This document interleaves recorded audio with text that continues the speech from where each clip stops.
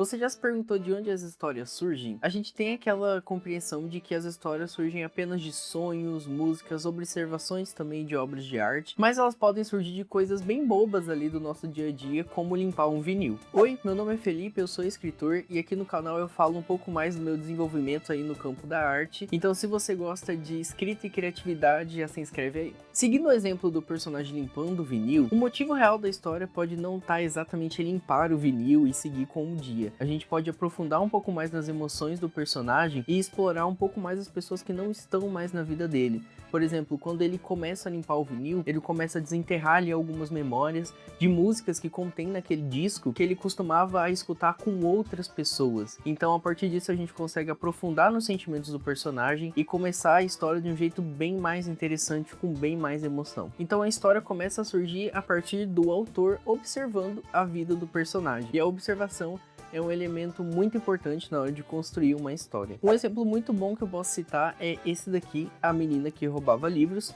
Logo no começo a gente já tem a apresentação de quem vai ser o espectador, de quem vai narrar a história, e tem uma frase muito interessante que esse observador fala, que é a seguinte: observaria os lugares em que nos cruzássemos. Isso é o melhor que posso fazer. Ver aquilo se encaixar em tudo mais de que fui espectadora naqueles tempos. E aqui a gente tem uma grande compreensão do que é ser apenas o observador da história. Assim como o Vigia da Marvel, por exemplo, a gente tem algumas limitações ali que devem ser respeitadas para que a história ande da forma como deve ser. Então, como exemplo da menina que roubava livros, o espectador ali, ele não podia simplesmente parar o tempo, salvar todo mundo e impedir que aquilo tudo acontecesse na história. Porque, no final das contas, ele só é um observador tentando entender quais são os motivos que levaram a história a ter aquele rumo. Então, quando a gente está criando uma história, principalmente sobre o passado, por mais horrível que ela seja, a gente tem que ter a consciência de que a gente não pode controlar tudo e que os fatos devem se seguir daquela maneira. Um outro exemplo muito bom são os livros do George Orwell. Quem leu sabe que os finais não são exatamente felizes, então eles são extremamente realistas e pé no chão, e a construção do mundo e do enredo do livro não se preocupa muito se o personagem ele vai continuar ou não na miséria depois de ter passado por tudo isso. Quando a gente cria, observa ou tenta narrar uma história, a gente tem que tomar um pouco de cuidado para não deixar a opinião ali do autor, né, de quem está escrevendo, não intervir no fluxo da história e não ficar 100% ali explícita durante ela. Não há nada de errado em deixar a sua opinião ali na história, inclusive é praticamente impossível você não dar a sua opinião ali durante a história, mas é necessário que a sua opinião não seja definitiva quando você for ali envolver ela no texto. Então, por exemplo, se você está escrevendo uma briga de casal, é mais interessante que os fatos sejam levados ali durante a história do que simplesmente uma opinião direta de quem tá certo ou quem tá errado. Outro exemplo também que eu posso dar é que meu conto, né, Os Pequenos Erros, foi para correção. Existe a minha grande opinião ali bem explícita durante o texto que foi apontada, né, durante a correção, que foi o seguinte: no texto eu tinha escrito o cômodo era colorido como deveria ser, e no caso, tendo em vista que era um quarto ali, né, específico para crianças. E durante a correção foi apontado se isso era como deveria ser,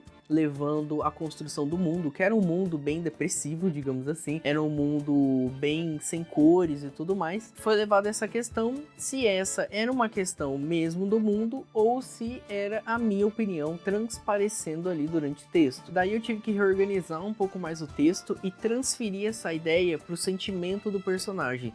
Então, em vez de falar que o quarto era colorido como deveria ser, o personagem, vendo aquele quarto colorido, se sentiu um pouco mais feliz, porque viu naquilo um pouco mais de esperança. Agora eu quero falar um pouco mais deste cara aqui, ó, o Robert McKee, né? Não sei se eu pronunciei certo. Ele é um livro assim bem referência para quem estuda cinema, principalmente a parte de roteiro, e ele defende algumas ideias ali na hora de desenvolver, principalmente o personagem principal, para que a história tenha mais rumos ali interessantes do que só o dia a dia, no caso. Na parte da substância da história, onde ele explica que a gente deve incorporar o personagem e olhar através dos olhos dele o mundo ao seu redor, ele fala que a história não necessariamente precisa de uma intervenção, mas ela precisa de certos empurrõezinhos ali, simplesmente porque na ideia do dia a dia, né, do mundo real, digamos assim, a gente sempre toma uma ação mínima e conservativa.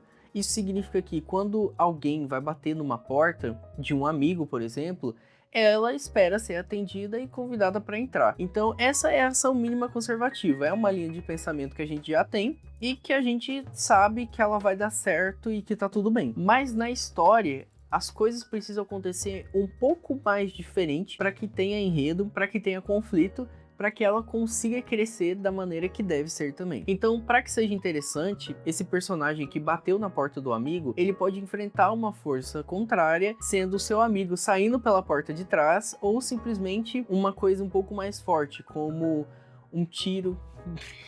Acho que assim não. Como uma pedra jogada de dentro para fora, explodindo a janela que contém uma mensagem para ele sair dali, que por algum motivo o amigo dele tá lá dentro em perigo e ele não quer que ele passe por isso também.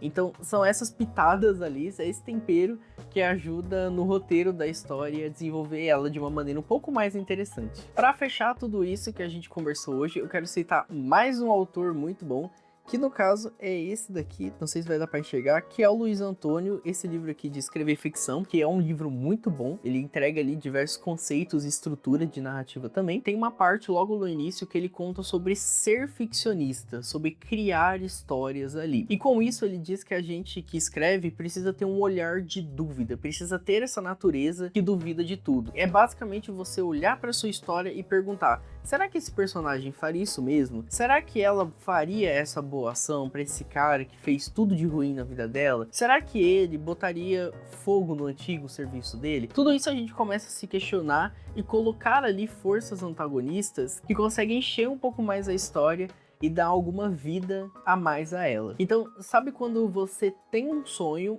muito esquisito, e você começa a tomar algumas decisões que são contrárias à sua, e começa a gerar alguns conflitos ali no sonho que você não entende ou não sabe o que fazer de imediato? É exatamente essas situações que brilham ali na parte do enredo da história. São situações que normalmente você mesmo não tá esperando como escritor, e que o personagem consegue desviar a atenção de algumas coisas e criar alguns conflitos bem interessantes que podem ser desenvolvidos ali com outros mais conflitos, e isso virar uma bola de neve para resolver tudo ali na parte final da história, mas claro também que tudo isso tem que fazer sentido. A grande sacada também de tudo isso, com essa parte de duvidar, é que às vezes a gente acaba também criando algumas situações que são muito mais reais do que a própria vida. Isso é muito interessante, às vezes a gente escreve ações que gostaria de tomar também, e em certos casos, mas a gente deixa ali restrito à ficção, representando um pouco mais a realidade que a gente queria que fosse. E no final das contas, todos esses acontecimentos catastróficos é o caos, né? Que a gente lê ou assiste, que fica internalizado na nossa cabeça e que a gente gosta tanto de acompanhar.